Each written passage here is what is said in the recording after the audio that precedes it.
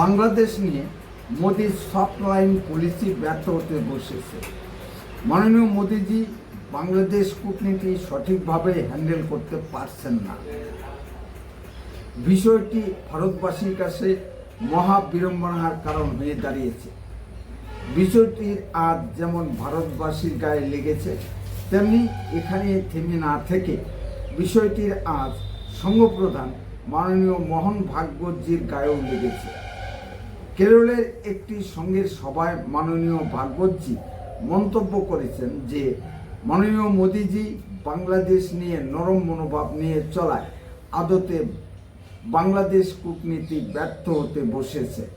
সংঘপ্রধান সাধারণত ভারতের বিদেশ নীতি নিয়ে কোনো প্রতিক্রিয়া দেন না। এই নজিরবিহীন ঘটনায় প্রধানমন্ত্রীর ইস্তফা নিয়ে জল্পনার সৃষ্টি হয়েছে। বর্তমান ভারতীয় রাজনীতিতে সংঘের ভূমিকা কি, সেটা বাইরের লোক বুঝতে না পারলেও আমরা যারা কম বেশি সংঘের সঙ্গে যুক্ত আমরা অনুভব করতে পারি। সংঘ সরাসরি কোনো রাজনীতি করে না,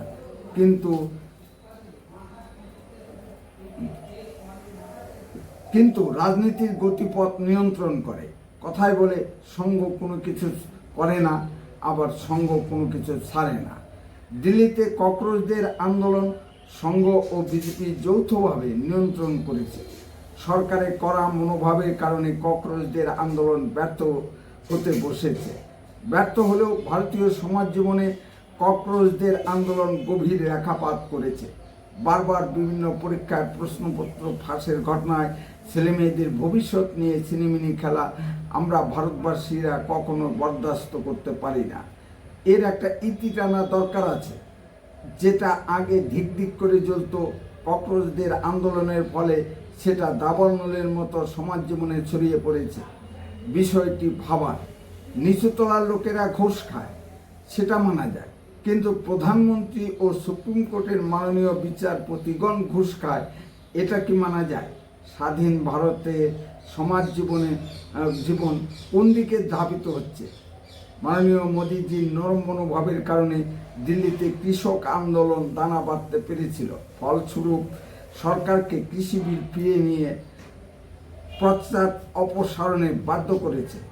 মাননীয় প্রধানমন্ত্রী ও ভারতের লৌহমানবী ইন্দিরা গান্ধীর পাকিস্তান নীতি নিয়ে কড়া অবস্থানের কারণে পাকিস্তান ভেঙে বাংলাদেশের জন্ম হয়েছে।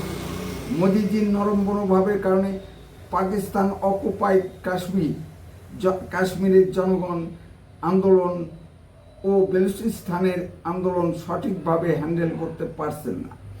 মাননীয় মোদিজি ইন্দিরা গান্ধীর মতো রিস্ক নিতে ভয় পাচ্ছে। ইন্দিরা গান্ধী পাকিস্তানের সঙ্গে দুর্ধূত যুদ্ধ করেছে। এই জন্য লোকে বলে রাজনীতি করতে গেলে রাজরক্ত চাই। ইন্দিরা গান্ধী রিস্ক নিয়ে পৃথিবীর রাজনীতিকে নিয়ন্ত্রণ করেছে। বাংলাদেশের এত ক্ষমতা হয়ে গেছে যে ভারতকে চোখ রাঙায়। যে দেশের অর্থনীতি সম্পূর্ণভাবে ভারতের উপর নির্ভরশীল, তার বাহাদুরি কাহাতক সহ্য করা যায়। বাংলাদেশে ক্রমবর্ধমান হিন্দু নিপীড়নের বিরুদ্ধে কোনো কার্যকরী পদক্ষেপ গ্রহণ করতে পারছেন না মোদিজি। বাংলাদেশে বিনা বিচারে আটক হিন্দু সন্ত চিন্ময় মহারাজের মুক্তির ব্যাপারে কোনো কূটনৈতিক পদক্ষেপ নিতে পারছেন না। নমস্কার, আপনারা শুনছেন উত্তরে কণ্ঠ থেকে আমি প্রভাত বসাক, তুফানগঞ্জ, কুচবিহার। তাহলে প্রশ্ন উঠছে, মাননীয় মোদিজির অপসারণের সময়কাল কি উপস্থিত হচ্ছে? বিজেপির নিয়ম অনুসারে ৭৫ বছর অতিক্রম করলে কেউ রাজনীতি অঙ্গনে ক্ষমতায় থাকতে পারবেন না, তাকে বানপ্রস্থে যেতে হবে। বয়স হয়ে গেলে অনেকের চাপ নেবার ক্ষমতা থাকে না। মাননীয় মোদিজির কি সেই পরিস্থিতি এসেছে?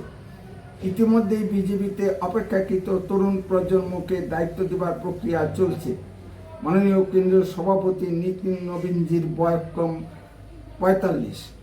মাননীয় মোদিজি দায়িত্ব থেকে সরে গিয়ে হিমালয়ে গিয়ে যোগ সাধনা করুন অথবা মার্গদর্শক হন। মাননীয় মোদিজি সরে গেলে তার স্থলাভিষিক্ত কে হবে? জল্পনা এখানেও উস্কিয়ে উঠছে।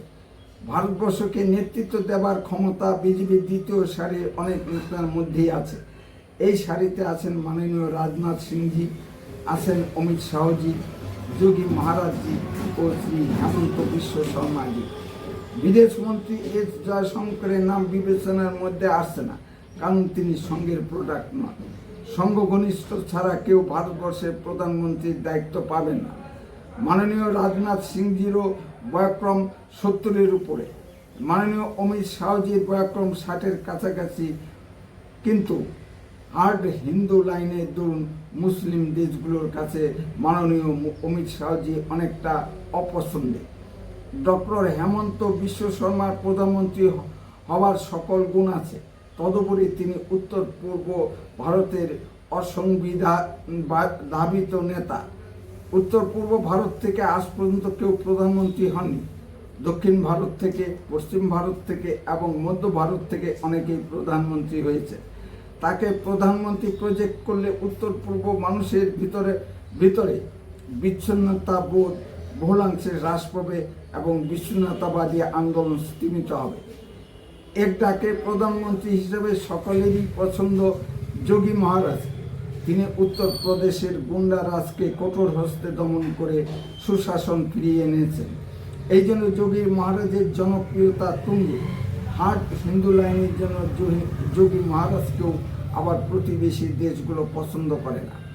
অনেক পারমিটেশন কম্বিনেশনের মাধ্যমে সংঘ প্রধানমন্ত্রী চয়েস করবে। যেই প্রধানমন্ত্রী হন, দেশকে হিন্দু রাষ্ট্রের দিকে এগিয়ে নিয়ে যেতে হবে। আপনি প্রশ্ন করতে পারেন, ধর্ম দিয়ে কি পেট ভরবে? বেকার সমস্যার সমাধান হবে? আমি পাল্টা প্রশ্ন করব, ধর্মহীন সোভিয়েত ইউনিয়নে সকলের পেট ভরেছে কি? চীনের বেকার সমস্যার সমাধান হয়েছে কি? আমাদের বাংলাদেশ ত্যাগ করার মূল কারণই ছিল ধর্ম। ভারত ভাগের মূল কারণও ছিল ধর্ম। সুতরাং ধর্ম সমাজ জীবনে এক বিশাল রোল প্লে করে। যদি আপনাদের কিছু বলার থাকে কমেন্টে বলুন, আর লক্ষ্য রাখুন উত্তরে কণ্ঠের পর্দায়। অনুগ্রহ করে চ্যানেলটিকে সাবস্ক্রাইব করে পাশে থাকুন। বন্দে মাতরম। ভারত মাতা কি জয়।